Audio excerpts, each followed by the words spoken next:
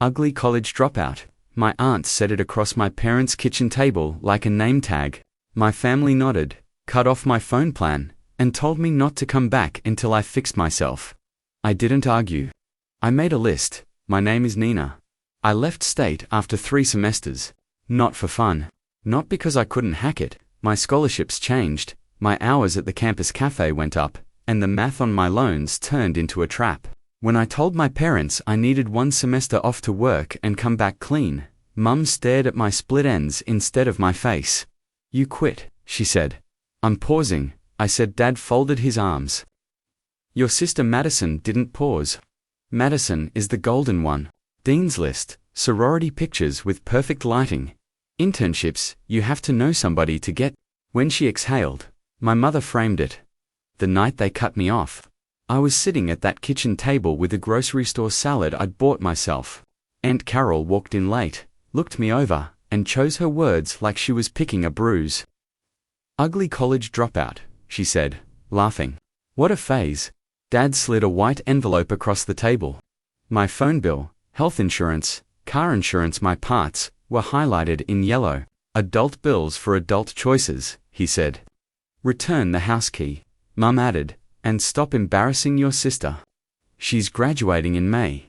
We can't have this energy around her big day." I put the key on the envelope. I looked at Madison, who was scrolling with her nails. She didn't look up. I got 2 jobs.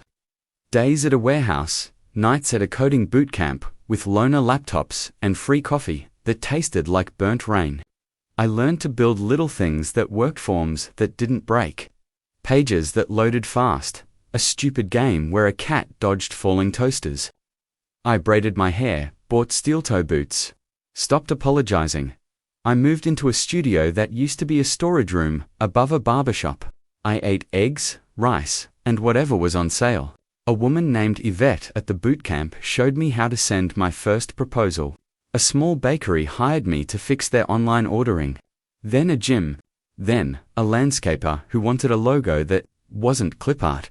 I said yes and slept less. My family group chat turned into Madison's party planning. Hotels, dresses, a brunch at a rooftop place with glass railings. I wasn't invited. I watched the bubbles move and kept typing code. One afternoon in April, an envelope with the university seal slipped under my studio door. Commencement in big letters. Somebody had mailed it to my old address. The barber slid it upstairs. I held it, heavy and glossy. Madison's name was on the program, so was a surprise line I didn't expect. A sponsor segment, bolded, a name I recognize, mine. There's a story there. And I was going to tell it without asking permission. Before we continue, please subscribe to the channel and write in the comments about which country you're watching this video from. Enjoy the story. I flattened the commencement program on my tiny table and ran my finger down the page. Sponsors, between a bank and a law firm, sat a line that didn't belong in their neighborhood. Nina K, digital livestream and accessibility support. I hadn't paid for that slot with money. 2 weeks earlier, Yvette from bootcamp forwarded an email. University events was panicking about their graduation. Site crashing on mobile and the captioning feed lagging. I fixed their form validation at 2 a.m., rebuilt the schedule page to load fast, and bolted on a cleaner captions toggle.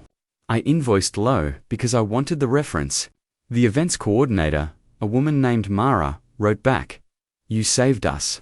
We'll comp your badge and credit you as a sponsor." I thought she was being nice. She wasn't. She was literal. I called the number on the envelope. Mara answered on the second ring. "This is Nina," I said. "Saw the program, you earned it," she said. "Pick up your badge Friday. Sponsor parking is lot B. We'll have a lanyard and wristband for you. Thank you for the last-minute bug fix last night." "What bug?" "The captions were drifting on Safari. You pushed a patch at 1:11 a.m., right?" I hung up and opened the family group chat. They were discussing seating charts and mimosa flavors. Then my name. "Let's not have Nina near the photos," Aunt Carol wrote. "She loves a scene." Mum replied, "She can't get in." "No ticket? No problem. Madison hearted both messages and posted a link to a white jumpsuit with a caption, "Graduation brunch fit." No one mentioned the sponsor line with my name. I screenshotted everything and dropped it into a folder called No. Then I opened YES and slid in Mara's email. The sponsor, badge pickup, the parking map, after my shift. I walked 2 blocks to a thrift store and found a black blazer that fit like a choice, not a costume. I paid cash and asked the barber downstairs to clean up the back of my neck. He refused to take money. "You fixed my booking page," he said. "You brought in 3 new beards last week. We're square." Friday at noon, I went to the events office. Mara met me with a smile and a badge printed Nina K digital sponsor. "If the stream hiccups, we'll text you," she said. "Otherwise, enjoy. Seats for sponsors are in row C, center." She slid 2 wristbands across the counter. "You'll want someone with you." I thought of Yvette. I texted her, "Row C, 9 a.m. tomorrow. Wear shoes you can clap in." She sent 15 exclamation marks and a heart, the color of a new start. That night, the group chat pinged again. Reminder, family photos on the quad. 11:30 sharp. Then, from Dad, "Nina, don't show up and make Madison uncomfortable." I typed, "I won't make her uncomfortable." I didn't add the rest. "You already did that to me," at 12:03 a.m. The livestream dashboard spiked test traffic. I watched the graph breathe and held my breath with it until it settled. Stable. Ready. Morning would be robes, names, cameras. The dean would thank sponsors from the stage. Mara said they like it when sponsors stand so families can see the village. I set my alarm for 6 o'clock, laid my blazer over a chair, and tucked the lanyard into my bag. They called me an ugly dropout and cut me off. Tomorrow, row C would stand, and I would stand with it. I woke before the alarm, shower, braid, small gold hoops. The black blazer from the thrift store felt like armor that didn't shout. I slid the sponsor lanyard into my bag and checked the livestream dashboard one more time. Green lights. Stable. Lot B was half empty at 8:10 a.m. A volunteer waved me through when he saw the pass on my dash. "Sponsors this way," he said, cheerful like coffee. Inside the arena, the stage glowed blue. Rows of chairs stretched like a field of whitecaps waiting for heads. A giant screen looped the countdown feed. The captions toggle I built sat in the bottom corner, clean and simple. Yvette met me at the doors in a red dress and sneakers. "Row C," she whispered, eyes wide. "Look at us." Mara found us in the aisle with a radio on her hip and a grateful smile. "You saved me again at 5, she said. "We had an old plugin fighting your code. I rolled your build back and, if anything hiccups, we'll ping you." "Got it," I said, already opening my laptop in my lap, hotspot ready. She squeezed my shoulder and moved on. We made it to row C center. The badge around my neck felt heavy and right. I set my bag on my feet and looked across the aisle. My parents were in row F, 2 sections over. Aunt Carol sat between them in a white blazer you could see from space. Dad's eyes landed on my badge like it was a ticket I hadn't earned. They stood and came down the stairs. Aunt Carol got there first. "How did you get in?" she whispered, smiled tight for the crowd. "This is for family." I lifted the lanyard and let her read it. Sponsor, her mouth pinched so small it disappeared. Mom scanned my blazer, my shoes, my hair, like she was inventorying a store she didn't like. Dad kept his voice low. "Don't stand when they ask families to stand." "I'm not family today," I said, keeping my tone flat. "I'm working." Yvette slid her hand onto my arm like a quiet warning. "Hi," she said to them, bright and friendly. "I'm Yvette. I'm with Nina." Mara appeared behind them, calm as a flight attendant. "Hi," she said, perfect smile. "Please return to your seats. Sponsors need to be in place for recognition." She didn't look at me when she said it. She didn't have to. They went back up the stairs. Aunt Carol looked over her shoulder like she'd swallowed a lemon.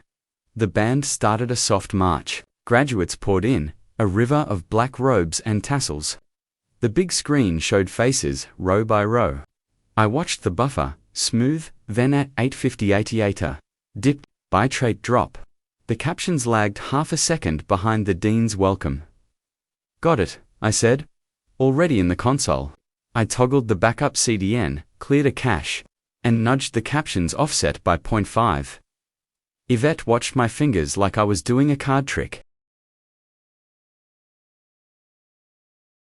The feed snapped back to perfect. The captions landed on the words, like feet, finding a step. Mara's radio crackled at her hip. We're stable. Thank you, Nina. She lifted a thumb without turning. The dean took the podium. Families cheered in little waves. The screen cut to his hands on the sides of the lectern. He did the usual. Thank you to faculty, to parents, to the class who weathered hard years. Then he smiled at the camera. And a special thanks to our community partners, he said. Our sponsors kept this ceremony open to those joining us from home. If you're a sponsor, please stand so we can thank you. The air shifted around row C like a breath being held.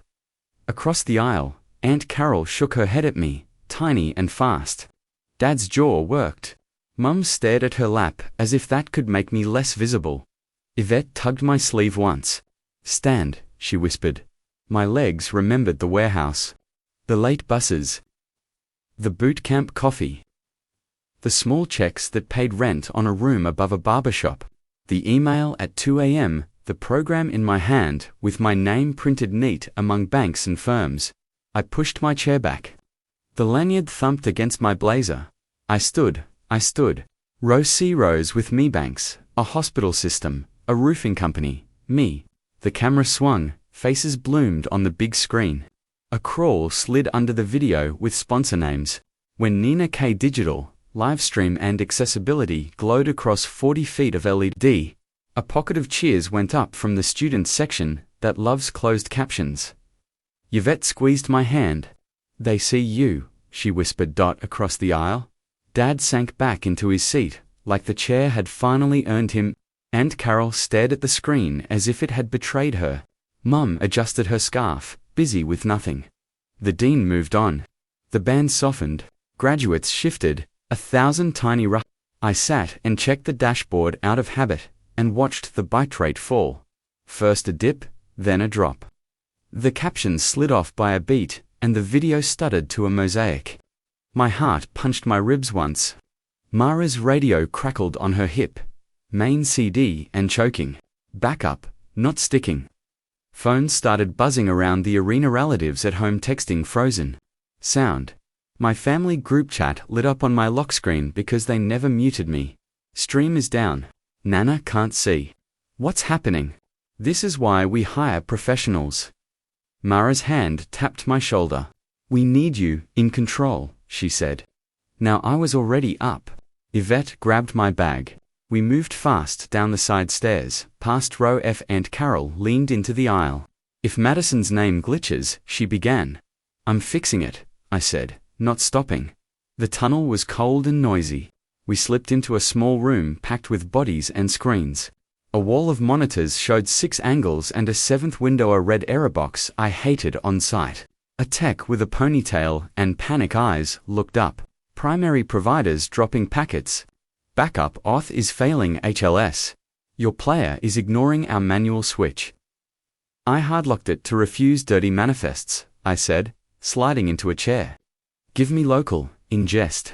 I'll trust the arena encoder, and flip to our fallback player. RTMP localhost, 1935 gradfeed, she said, key on sticky note. Audio on 2. Interpip on 4. My hands moved. Console, config, swap manifests. Lower the buffer for latency. Raise it just enough not to starve. Bypass CDN, header check. New fingerprint, push. Captions. Mara asked. Offset 0.6 and run it, I said. Fingers already there. The captions box blinked, then locked to the dean's mouth. The big screen in the room snapped from pixel snow to crisp blue stage. Up, the ponytail said. Her voice broke and then steadied. We're up. My phone vibrated with the chorus of 1,000 living rooms. Back. Got it, thank you. The family chat chimed. It's working. Keep it steady until Madison. I breathed out once. It will hold, I said. Can you monitor from row C? Mara asked, already half out the door. Text me if you see drift. On it, I closed the laptop, grabbed my bag, and jogged back up, calf muscles burning, pulse finally settling into something like music. We slid into our seats as the College of Arts and Sciences stood to line for names. The screen showed faces, shoes, the shine of chords. The captions landed like steps. The stream graph held at green dot in row F. Dad didn't look at me. He looked at the stage. Aunt Carol looked at her phone, waiting for a problem to prove her point and not getting one.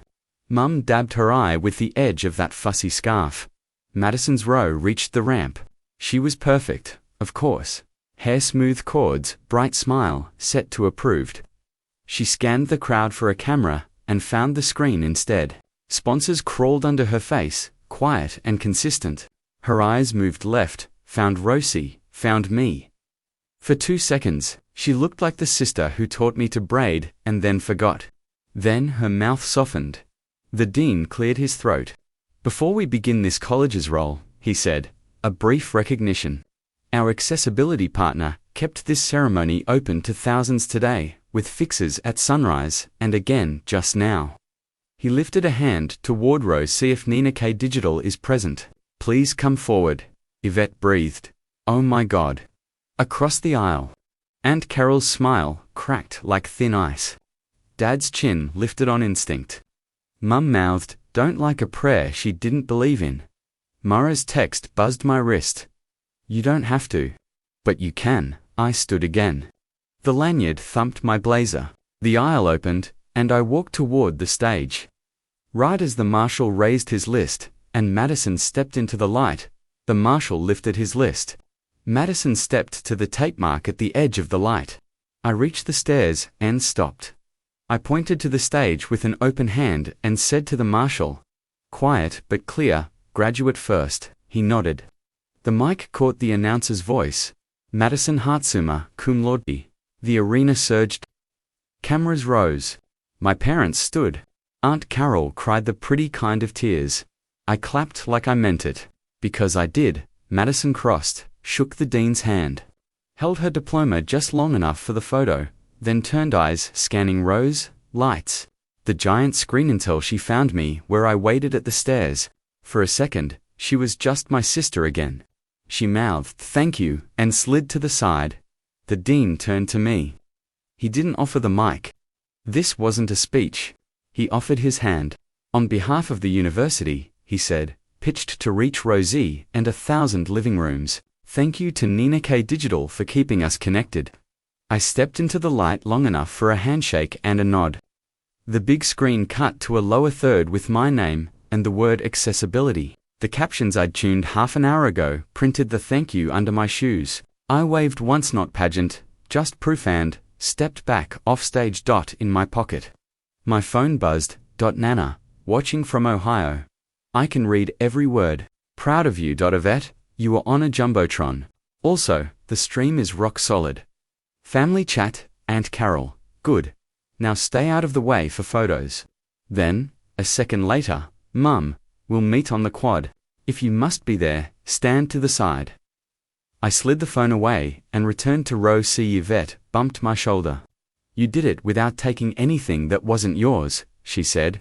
That's harder than the code. Names rolled. The graph on my dashboard held a clean green line to the horizon. When the last cap tossed, confetti guns hissed, and the band finally let themselves smile. Outside, the quad churned into 100 photo shoots. Families arranged themselves by template. The sun bounced off rented smiles. I watched from the path until a white jumpsuit broke from a cluster and came straight for me. Madison didn't slow. She wrapped me in a quick, hard hug that smelled like hairspray and relief. I'm sorry, she said into my shoulder, voice small and real. For the silence. For last year. For not saying anything when they said things. I let her go first. I built a live stream, I said. You did the rest. She pulled back and held my eyes. Come take a picture with me. Across the grass, Aunt Carol stiffened like a wire hanger. Mum adjusted her scarf twice. Dad stared at the ground until Madison waved him over without asking. Family? She said, not asking anyone's permission. We stood in a crooked line, sisters in the center, parents at our edges. The photographer lifted his camera. On 3, he said. 1, 2, 8. He tilted his head. Breathe, we did. The shutter clicked. Mara found me a few minutes later with a clipboard and a grin. We'd like to put you on retainer, she said. Commencement, homecoming, anything with wheels and eyes. Send an updated rate card. Copy, I said, and laughed because it was the right word. My phone buzzed again. Dad, lunch at Bruno's. Your sister wants you there. It wasn't an invitation so much as a weather report. Then, after a long minute, we can talk about your phone plan later. I typed, we can talk. I'll pay my part. Boundaries, not begging. Yvette squeezed my hand. Go eat with them, she said.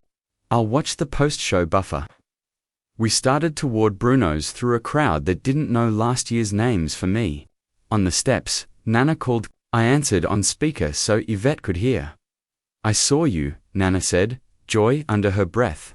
Big as a barn on that screen, and the words kept up with the man's mouth. That was you. That was me, I said.